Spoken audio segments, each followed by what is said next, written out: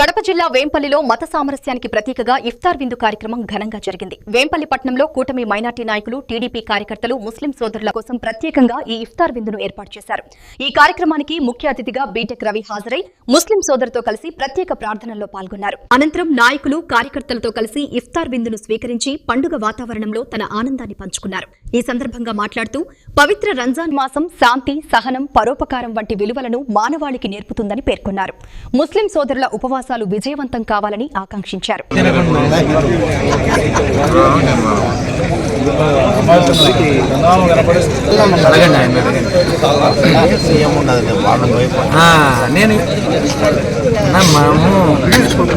కొత్త డాక్టర్ కన్నా పాత రోజు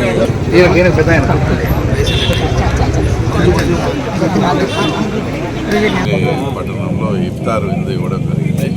అందులో షబీర్ కానీ, చంద్ర కానీ ఆధ్వర్యంలో మేము మా మదర్ శాఖ నుంచి పాడతాను అందరం కూడా ఇక్కడికి రావడం, అందరూ ముస్లిం సోదరులతో అందరితో కలిసిమెలిసి ఈరోజు వాళ్ళతో గడపడం అనేది చాలా ఆనందంగా ఉంది. అందరికీ కూడా అంటే ఉగాది తర్వాత రోజు వస్తూ ఉంది రంజాన్.